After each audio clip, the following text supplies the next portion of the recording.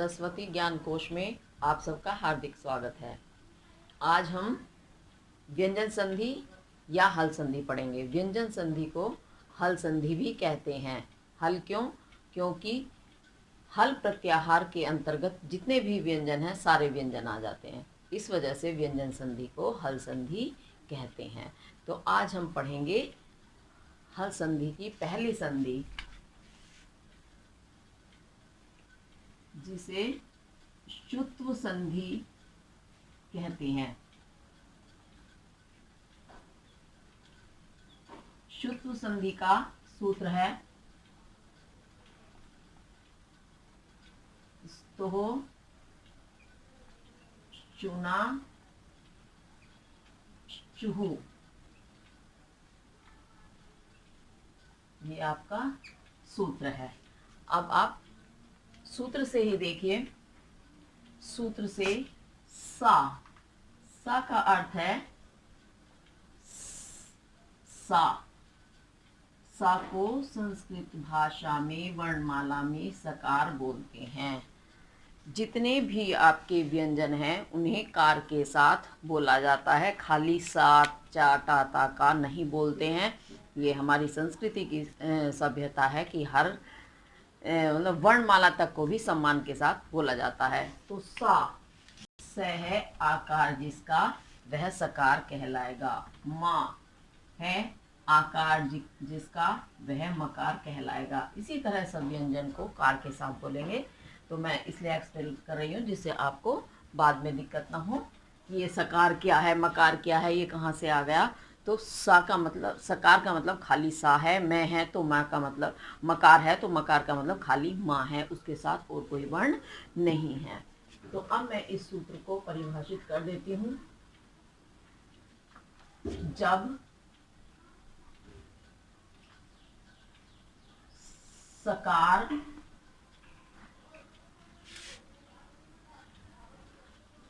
और ता का मतलब है तवर्ग। तो जो लिखा है इसका मतलब है तवर्ग। तवर्ग जानते हैं आप? एक वर्ग में 5 वर्ण होते हैं। जो जिस वर्ण से शुरू होता है उसे उसी वर्ग के नाम से जानते हैं। तो आपकी का से माँ तक की जो वर्णमाला है वो वर्गों में बटी हुई है। तो तवर्ग में 5 वर्ण आते हैं, ता था दा धा ना। अनुनासिक वर्ण पर जाकर हमारा ये वर्ग समाप्त हो जाता है। तो तवर्ग के 5 वर्ण आ जाएंगे। जब सकार और तवर्ग के बाद ये शा जो बना हुआ है, आधा शा, इसका मतलब है शकार। और चू का मतलब है चकार, सॉरी चवर्ग आ जाए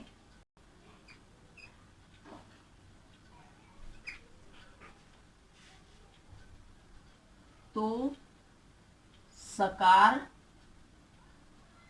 शकार में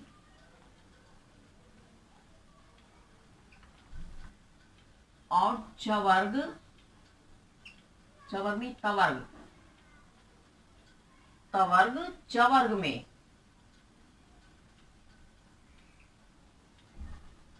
बदल जाता है।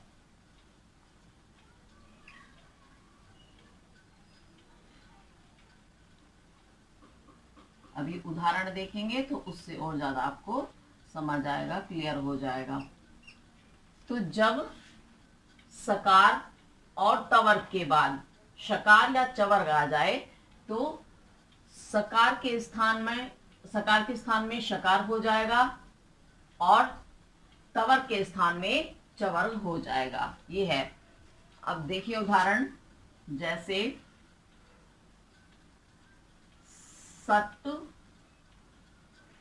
प्लस जनाहा।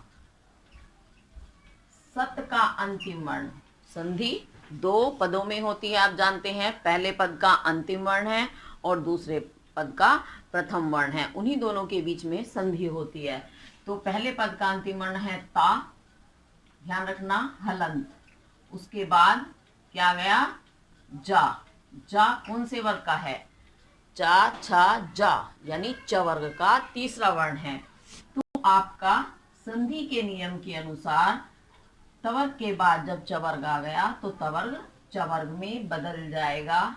और किस वर्ण में बदलेगा? जिस वर्ण में अंतिम वर्ण है। तो ये तीसरा वर्ण है, तो तवर्ग भी चवर्ग के तीसरे वर्ण में ही बदलेगा, यानी ज में ही बदलेगा। अब जैसे ता हलंत है, ऐसे ही जा भी हलंत ही होगा। अब उसे आप जोड़कर लिखेंगे। सा, ता का आपका जय बन गया है, हलंत है, चाहे आधा लिख दो चाहे हलंत लगा दो।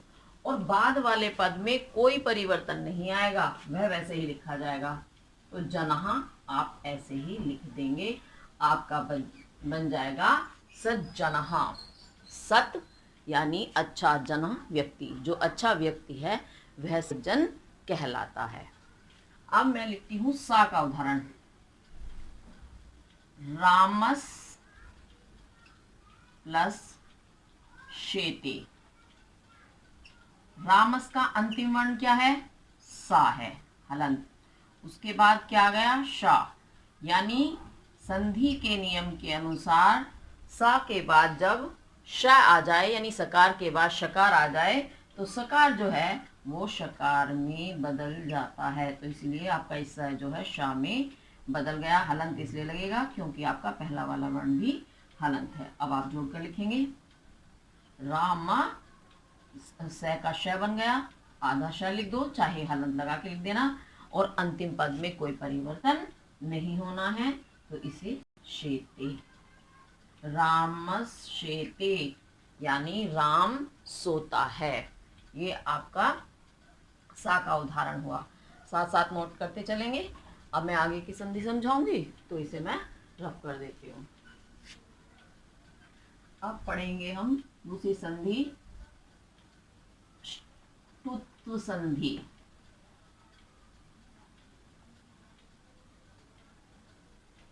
ष्टुत्व संधि का सूत्र है ष्टुना ष्टुहु। संधि और सूत्र बहुत मिलते जुलते हैं। ष्टु, आधा श जो बना हुआ है, इसका मतलब है ये शकार, टू का मतलब है टवर्ग। तो श और टवर्ग का कॉम्बिनेशन है, इस कारण इसका नाम ष्टुत्व संधि पड़ा है। सूत्र ष्टुनः ष्टु, पहले मैं परिभाषित कर दूं। जब शा, आपका जो मूर्धन्य शा बना है, इसे हलंत शा नहीं, इसमें तवर्ग का आएगा पहले। जब सकार और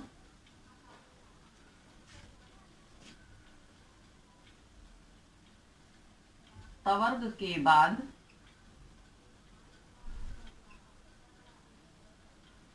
शकार और चवर्ग आए, चवर नहीं भाई, टवर्ग आएगा। ओके, संधि बदल गई है, तो ये अब क्या आएगा? टवर्ग। शकार और टवर्ग आए तो सकार का शकार, तवर्ग का टवर्ग हो जाता है।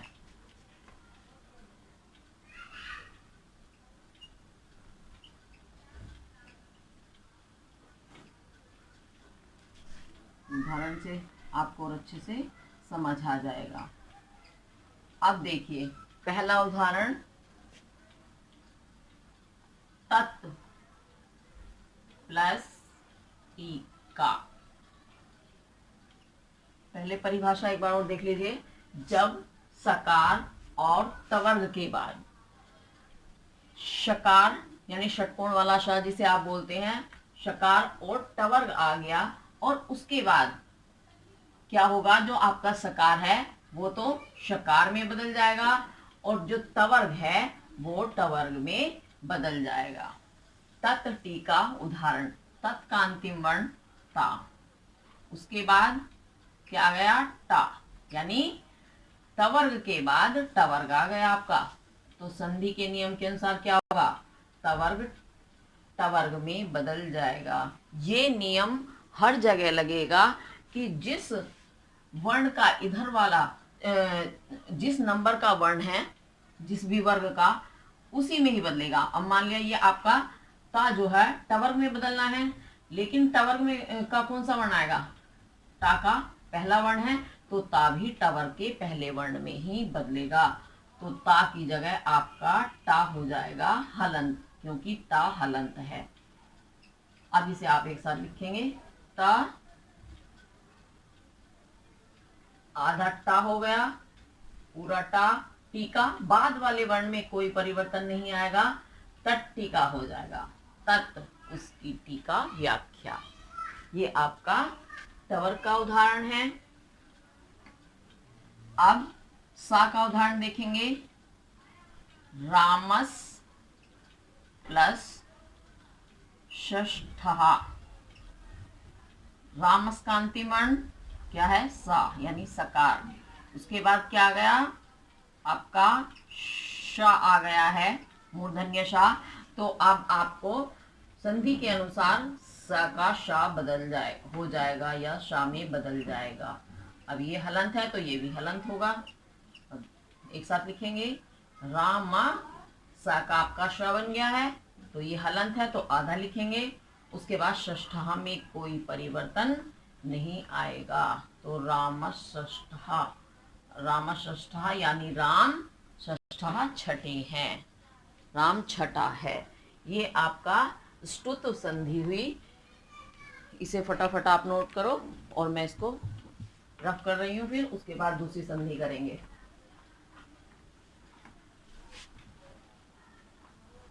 अब हम करेंगे अपदांत जस्तु संधि, जिसका सूत्र है झलाम जश झशी, झलाम जश झशी, ये सूत्र है। पहले इसकी व्याख्या कर दूं, फिर आपको अच्छे से समझाऊंगी। जब झल प्रत्याहार, प्रत्याहार तो आप सब जान गए हैं, माहेश्वर सूत्र में सिखा दिया गया है आपको। जब झल प्रत्याहार, झल में कौन कौन से वर्ण आते हैं, अंतःस्था,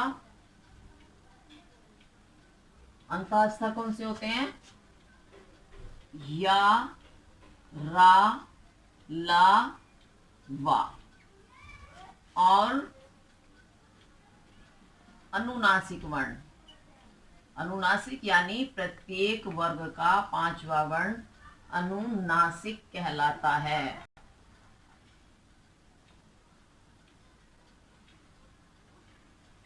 अनुनासिक वर्ण प्रत्येक वर्ग का अंतिम वर्ण, जैसे न, या, णा, ना और मा, ये आपके अनुनासिक वर्ण हैं। तो इन वर्णों को छोड़कर, यानी इनके अलावा,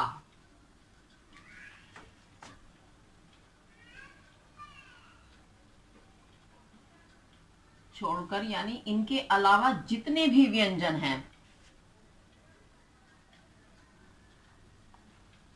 सारे व्यंजन झल कहलाते हैं, झल प्रत्याहार के अंतर्गत आते हैं सारे व्यंजन। तो झल प्रत्याहार के बाद जब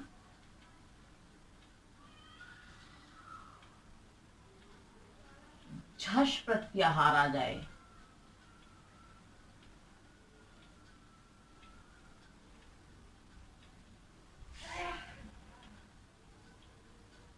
झष प्रत्याहार में कौन कौन से वर्ण आते हैं, प्रत्येक वर्ग का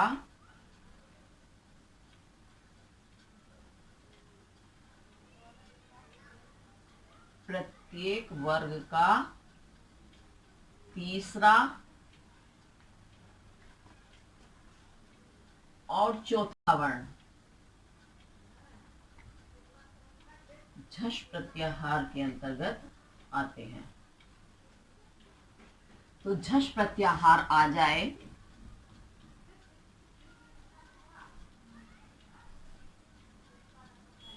तो झल प्रत्याहार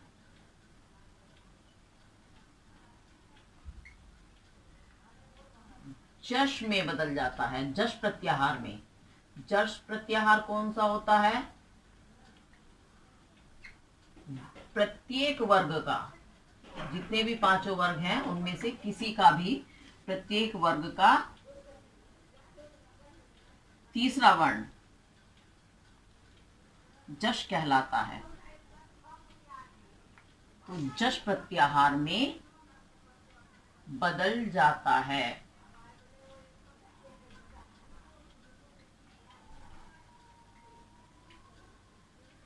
अब मैं आपको पहले से अच्छे से एक्सप्लेन कर दूं, फिर उदाहरण समझाऊंगी तो क्लियर हो जाएगा। अपदांत जस्तु संधि।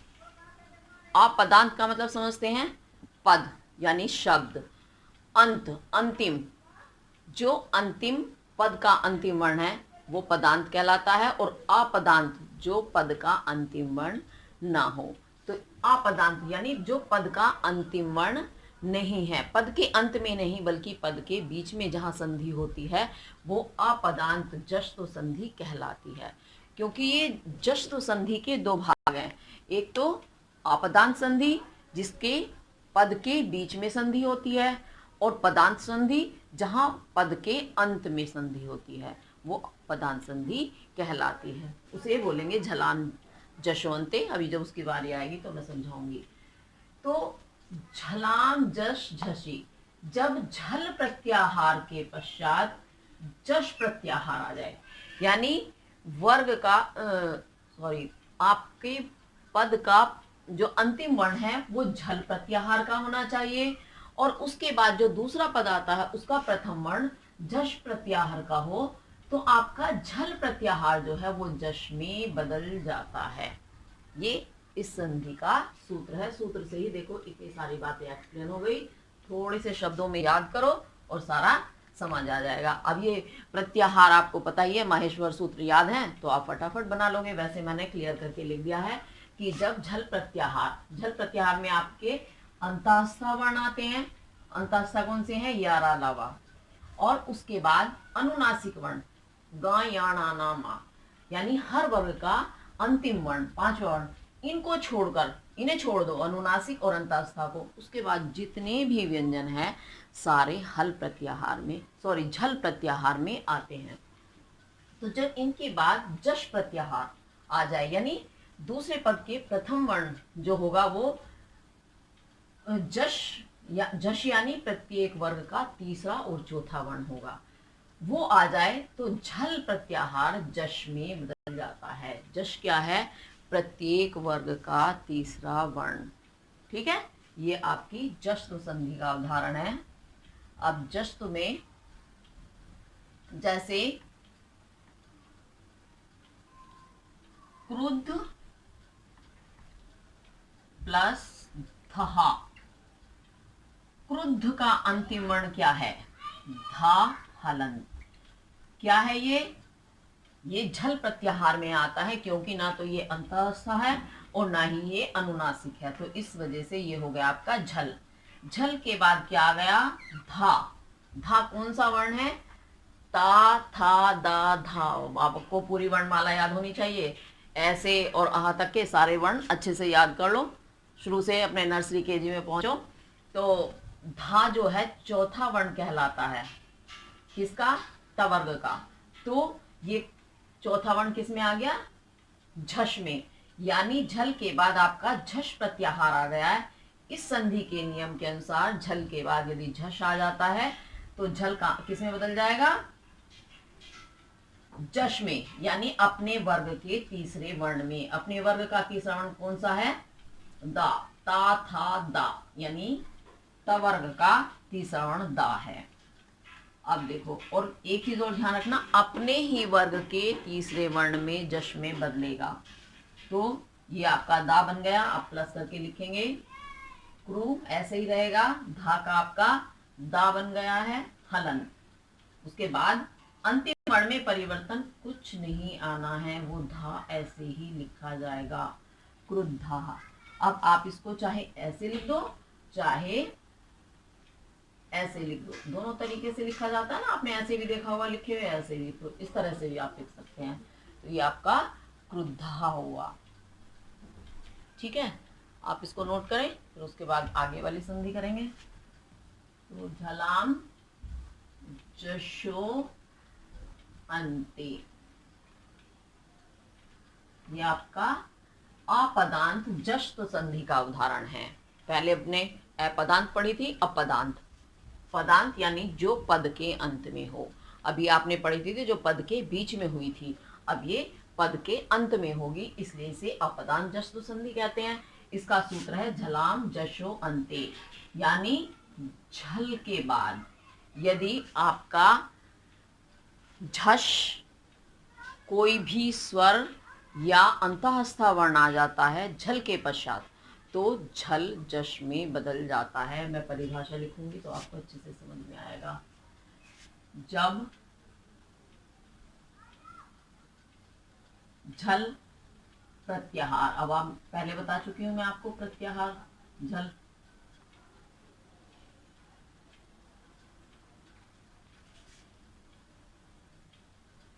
झल प्रत्याहार के बाद कोई भी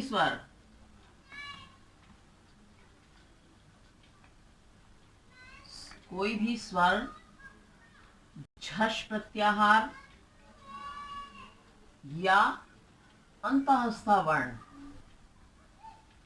अब ये अंतःस्था झश झल आपको सब पहले बता चुकी हूँ पहली वाली संधि में, इसलिए ध्यान से वहीं से करेंगे। तो अंतःस्था वर्ण स्वर आए तो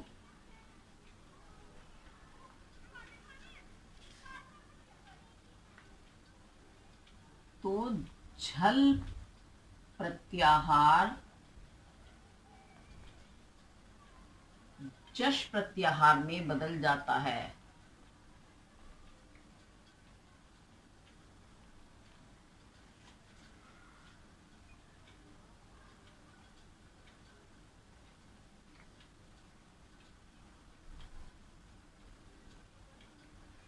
तो झल के बाद पहले वाली संधि में क्या था, झल के बाद झश आना था, अब की बार झश तो है ही, कोई भी स्वर भी हो सकता है, अंतःस्था वर्ण भी हो सकता है।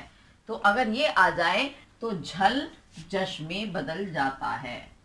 जैसे जगत प्लस ईशहा, जगत का अंतिम वर्ण क्या है, ता। ता यानी झल के अंतर्गत आता है, ना वो अनुनासिक है ना ही अंतःस्था वर्ण है, तो बाकी सब झल में आ जाते हैं। तो ये हो गया आपका झल यानी ता। उसके बाद क्या गया ई, ई क्या है, स्वर है। तो जब झल के बाद कोई स्वर हो या अंतःस्था हो या झश हो, तो अंतिम वर्ण जो है, ये प्रथम पद का अंतिम वर्ण, वो किस में बदल जाएगा, जश में। जश यानी अपने वर्ग का तीसरा वर्ण होगा, अपने ही वर्ग का तीसरा वर्ण। तो ता का अपना तीसरा वर्ण कौन सा होगा, ता था दा। ये एक एक वर्ण क्रम से आपको याद करने हैं। अब जोड़ के लिखेंगे, जा गा, ता का दा बन गया है, दा कैसा है, हलन। लेकिन उसके बाद क्या रहा है, ई। ई कैसा है, स्वर। तो व्यंजन तो हमेशा स्वरों के मिलने से पूरे होते हैं, तो व्यंजन ये आधा है, शुद्ध है। अब जब ये ई की मात्रा से युक्त हो जाएगा तो ये पूर्ण हो गया और इसका हलन हट गया, और शाह ऐसे ही लिखा जाएगा, आपका बन जाएगा जगदीशः, यानी जगत का जो ईश स्वामी है वो जगदीश कहलाते हैं। ठीक है, ये आपका जश्न संधि का उदाहरण है। अब उससे आगे करेंगे, साथ साथ नोट करें। अब हम पढ़ेंगे यरो अनुनासिके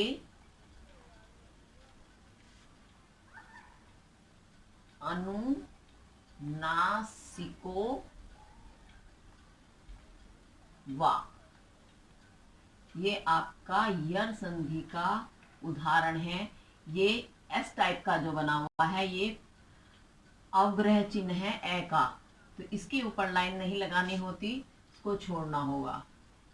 ये आपने संधि पढ़ी हुई है, तो ये अवग्रह चिन्ह पूर्व रूप संधि में होता है ए का। अब इसका मैं परिभाषा लिख देती हूं।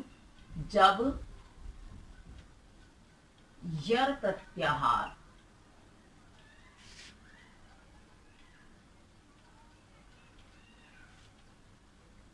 प्रत्याहार में कौन कौन से वर्ण आते हैं? हा को छोड़कर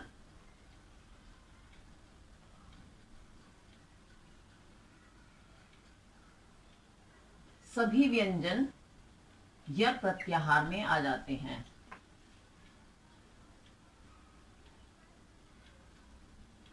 तो जब यर प्रत्याहार के बाद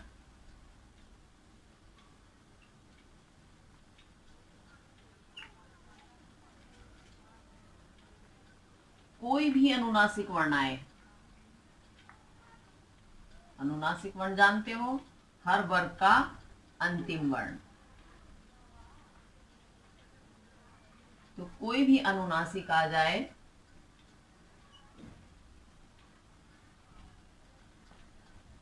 तो यर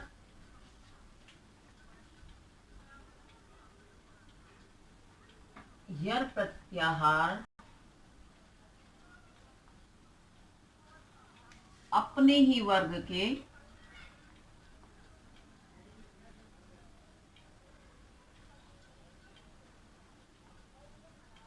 अंतिम वर्ण में बदल जाता है, यानी अनुनासिक वर्ण में।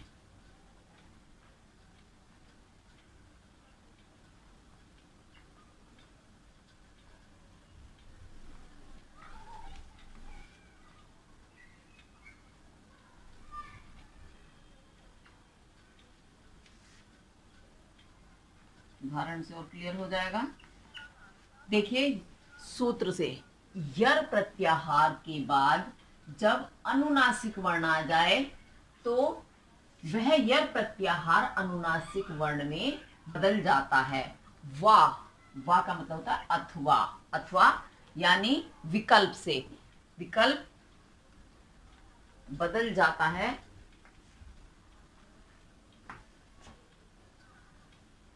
विकल्प से। विकल्प का मतलब क्या होता है? यानी आप बदलना चाहें तो बदल सकते हैं, ना बदलना चाहें तो भी मत बदलो, वो आपकी मर्जी है। विकल्प का अर्थ होता है कि आपकी अपनी इच्छा है। लेकिन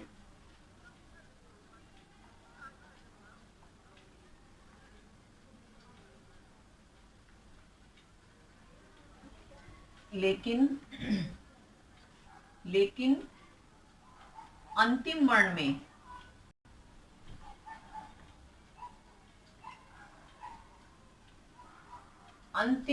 में यदि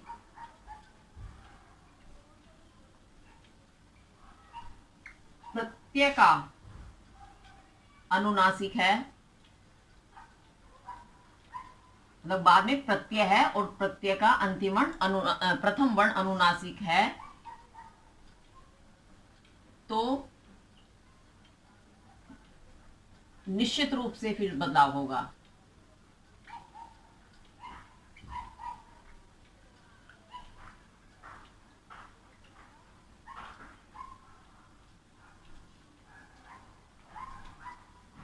निश्चित रूप से अनुनासिक होगा।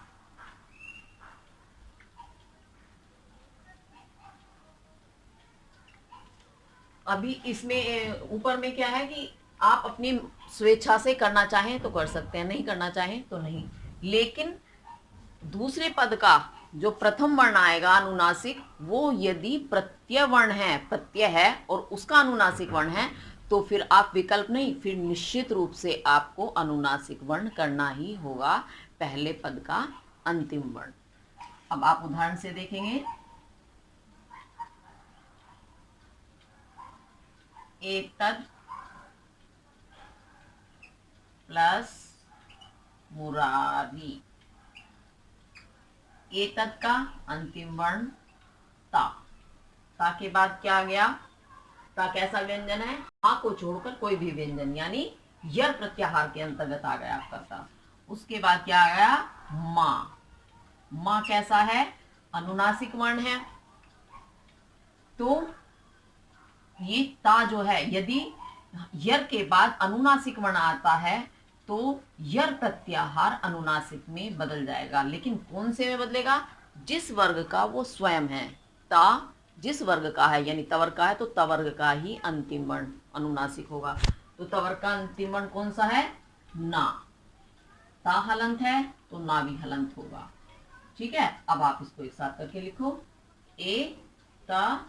अब इस ता का आपका ना बन गया, हलंत है तो आधा लिखेंगे, और मुरारी बाद वाले पद में कोई परिवर्तन नहीं होगा, तो आपका हो जाएगा एतन मुरारी। ठीक है, ये उदाहरण हुआ।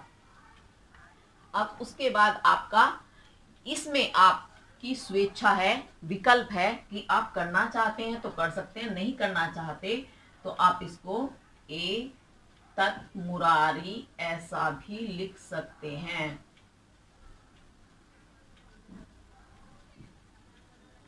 ठीक है, दूसरा उदाहरण निश्चित रूप से जो होगा उसे मैं बता देती हूँ। अभी थोड़ा सा मिटाना पड़ेगा तभी ये हो पाएगा, पर से रख कर रही हूँ।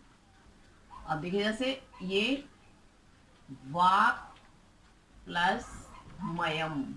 मयम जो है आपका, ये प्रत्यय आ गया, वाक का अंतिम वर्ण का, यानी यर प्रत्याहार में आ रहा। उसके बाद माँ है, अनुनासिक वर्ण है, तो यर प्रत्याहार अनुनासिक में बदल जाएगा। यानी का कौन सा है? का अंतिम वर्ण गा। ये आपका अंतिम वर्ण है कवर का। तो अब आप इसे एक साथ लिखेंगे, वा का आपका गा बन गया, गा मयम। अब ये मयम प्रत्याहार होने की वजह से ये आपको निश्चित रूप से करना ही पड़ेगा। ये निश्चित के अंतर आ गया, तो अंतर्गत आ गया, प्रत्याहार के बाद वाला वर्ण जो है वो आपको निश्चित रूप से करना ही पड़ेगा। ये वांग्मयम हुआ। तो आप ये यरो अनुनासिके अनुनासिको वा संधि पूरी हुई। अब आगे दूसरी संधि करते हैं, इसे रफ कर देते हैं। अब करेंगे हम लत्तु संधि। लत्तु संधि का सूत्र है तोड़ ली। पहले इसकी परिभाषा कर लेते हैं। जब तवर्ग के बाद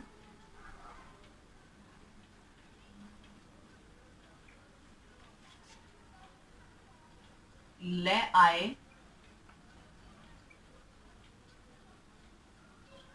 तो तवर्ग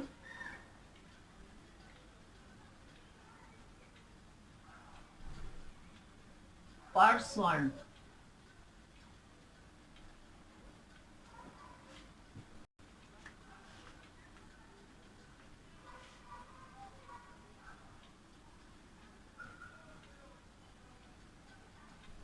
पर स्वर्ण में,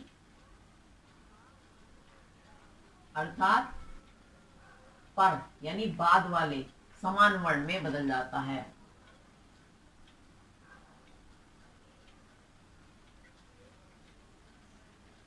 बाद वाले वर्ण में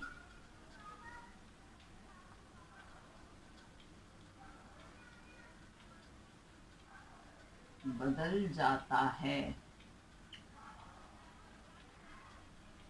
जैसा कि आप सूत्र से देखेंगे, जब तवर्ग के बाद ला आए तो तवर्ग ला में बदल जाता है। परस्वर्ण यानी बाद वाला वर्ण, बाद वाला वर्ण तो ला ही है, तो तवर्ग जो है अपने बाद वाले वर्ण के समान वर्ण में यानी ला में ही बदल जाता है।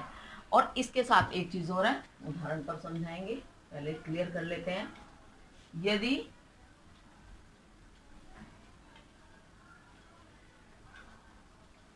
तवर्ग का अंतिम वर्ण कौन सा है? ना। ना के बाद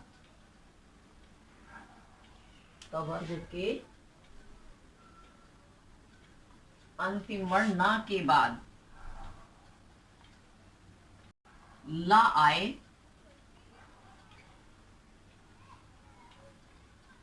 तो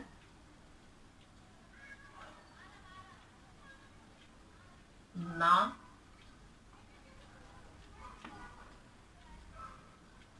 ला चंद्र बिंदी वाले ला में बदल जाता है।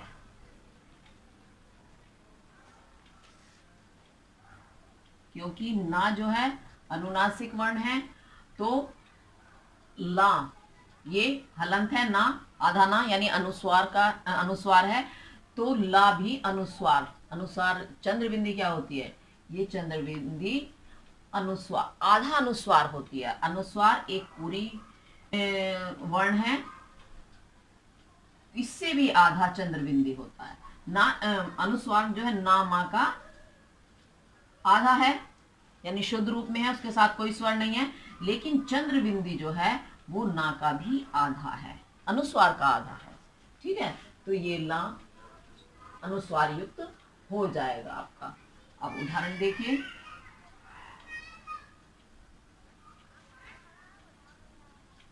तत् प्लस लीनहा, तत् का अंतिम वर्ण ता यानी तवर्ग आ गया, तवर्ग का प्रथम वर्ण, उसके बाद क्या आ गया? ला। तो संधि के नियम के अनुसार क्या हुआ? तवर्ग के बाद यदि ला आए तो तवर्ग किसमें बदल जाएगा? परस्वर्ण पर यानी बाद वाले समान वर्ण में, अर्थात ला में ही बदल जाएगा। ता हलंत है तो ला भी हलंत होगा। अब आप इसे जोड़ के लिखो, ता का आपका आधा ला बन गया, आधा ला लिख दो, चाहे हलंत लगा दो। लीनहा बाद वाले वर्ण में कोई परिवर्तन नहीं आना है, तो लीनहा ऐसे ही लिखा जाएगा, आपका बन जाएगा तल्लीनहा। तल्लीनहा यानी उसी में ही लीन हो जाना, नष्ट हो जाना। ठीक है, ये आपका तल्लीन का उदाहरण था। अब ना का उदाहरण और देखते हैं। विद्वान प्लस लिखती,